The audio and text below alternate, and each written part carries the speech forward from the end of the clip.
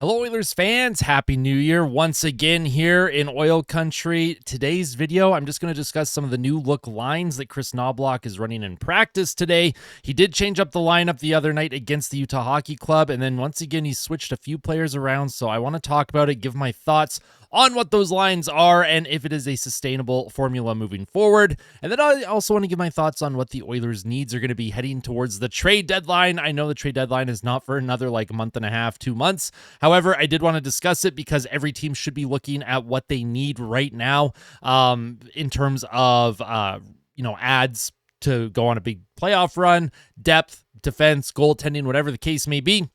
So if you enjoyed today's video, make sure to smash the like button. And of course, if you really enjoy it, make sure to subscribe to the channel and let me know your thoughts as well in the comment section below. Let me know what the Oilers shopping list should look like heading into the trade deadline. They will have a decent amount of cap space, assuming Evander Kane remains on LTIR at the trade deadline. And then hopefully he does not even come back until day one of the postseason so that they can use that cap space to acquire one really, really good player or maybe a couple good depth pieces. I already know what the Oilers kind of need, and we're going to discuss it once we talk about these lineups, the new look lines for the Oilers. Now, this was at practice this morning. You got Nugent Hopkins with Connor McDavid and Connor Brown. Now, this is not how it started the other day. The other day, Hyman, McDavid, and Brown were together at the start of that Utah game, and then once the second period hit, Hyman was bumped down to the third line, and Nugent Hopkins was put back to the first line. Now, this line did connect for a couple of goals, which was great. Connor Brown had 2 assists. Nugent Hopkins had a goal. McDavid 2 assists. So, early results have been very positive with this line, and I look forward to seeing if Connor Brown is able to continue to sustain his production. He has been a very productive player this year. He's on pace for 40-plus points, and if he's able to crack that or even get even more than that, that would be amazing. Obviously, anyone that plays with Connor McDavid should be producing or at least have the ability to produce points and scoring. Second line remains Podkolzin, Draisaitl, Arvidsson. This has been a very consistent line for the Edmonton Oilers. They were probably the best line against Utah in terms of their possession metrics, their 5-on-5 play, and their ability to work the cycle. This line is absolutely disgusting when they work the cycle. They tire the opponents out. They tire defenders out. Podkolzin and Arvidsson are dogs chasing a bone when they go into the corners. I would hate to defend against this line personally. And then, of course, if you get by Podkolzin or Arvidsson, you have Draisaitl's big shovel of a stick that can knock down passes, that can knock out clearing attempts, and keep plays alive. That is a great second line. Really, really good to look at there. And then the third line, this is where things get interesting, and this is where I'm going to discuss some of the, trade deadline belief in what I think the team is looking at right now. You have Hyman with Janmark and Kapanen.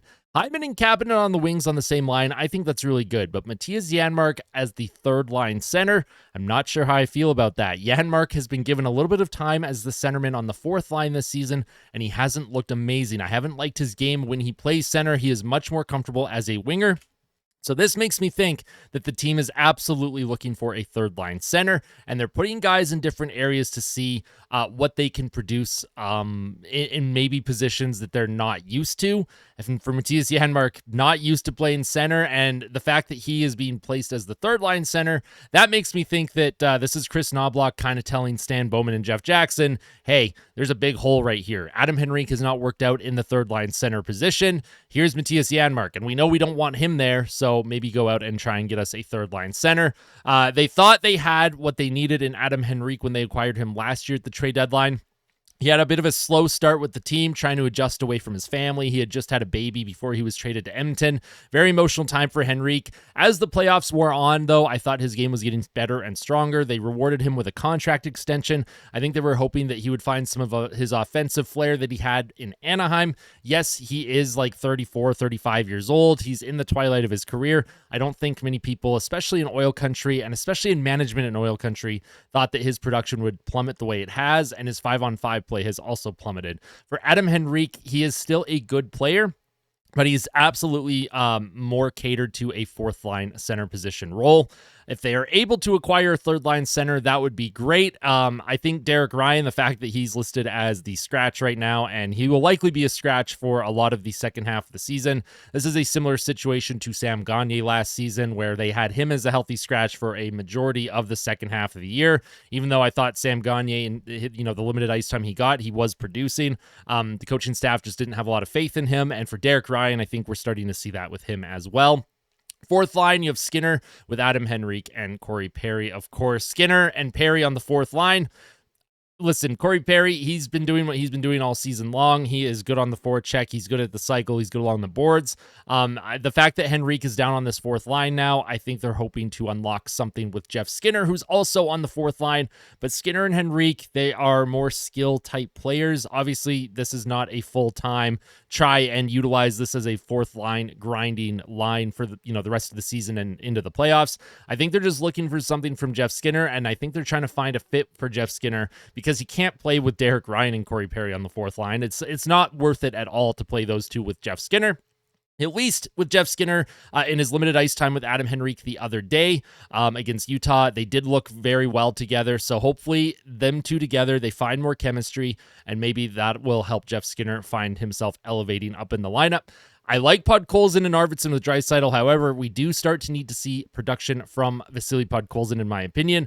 Podkolzin has not produced enough goals, but he does enough away from the puck where the coaching staff will trust him in that second line. I do think Podkolzin should also get a little bit more ice time. I find sometimes he gets 12, 13 minutes a night, and obviously for what he brings and what he does, he's effective. But if they want him to produce, I think they need to trust him a little bit more with Draisaitl and Arvidsson. On defense, nothing has changed here. You have Ekholm with Bouchard, Nurse with Stetcher, and Kulak with Emerson, and then you have Skinner and Pickard in goal. Very interesting lines here for the Edmonton Oilers. Talking about their AHL affiliate, can we expect a call-up from Bakersfield? Maybe. Noah Philp has really started to turn his game around down there, and he could be a call-up option, maybe to go to the fourth line or even third line center role. I don't think they would look to give him that right away, especially heading into the playoffs. I think they want to give Noah Philp some time to continue to develop because he did take that year off. So I think they're hoping he can play a decent amount down in Bakersfield before they bring him up full time. But Noah Philp, he's on the cusp. He's like right on the edge there. He probably deserves to be in the NHL lineup, but the Oilers just have a lot of center depth at the moment. And whether we agree with it or not, it's tough to call him up. And then another player to keep an eye on is Matthew Savoy. He has really turned his game around down in Bakersfield. For those who watch a lot of Bakersfield Condors games, you'll know what I'm talking about. Matthew Savoy, he's really starting to find his goal-scoring touch, his playmaking touch, his speed. He has been one of the best players in Bakersfield for the past 3 weeks to almost a month. That's a really good sign. If the Oilers have any kind of injuries to any of their wingers, Matthew Savoy is someone that I hope that the team seriously considers calling up to get a good look. I'd like to see a look at him. Now, he's not worth calling up if you're only going to play him for 6 minutes on the fourth line. This is a player that needs to play top 6 minutes. He needs to play with skill players. He needs to play with centermen and other players who can get him the puck because he is very, very good once he has it. Those are my general thoughts on the new lineups here. Obviously, bit of a slow news day in general, but I did want to discuss some of these new lines. And of course, there's one more thing I want to talk about. That is a new YouTube channel that I have started. I can't guarantee how often I'm even going to upload on this thing. There had been a decent amount of demand for a gaming channel. I know a lot of you have asked me about creating NHL 25 content, EA Sports NHL, and anything else that I may want to do on the side. This is my gaming channel. You do not have to subscribe to it. I'm just putting it out there for those who would like to subscribe. I'll leave a link to it in the description below for everyone. Austin Hockey XP at Austin Hockey XP as well on YouTube.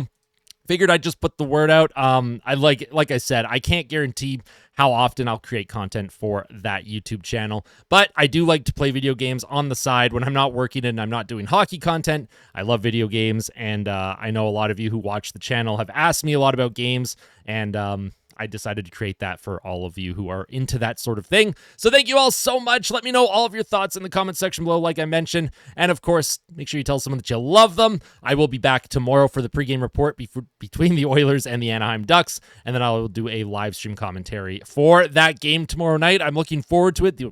Oilers are looking for some revenge. I'm losing my voice here. The Oilers are looking for revenge against Anaheim after that horrible outing on Sunday against them. So hopefully they're able to bounce back and have a good game against the Ducks. Tell someone that you love them, Oil Country. And as always, fight like a kid. Fight like Ben. Let's go, Oilers. I'll see y'all tomorrow.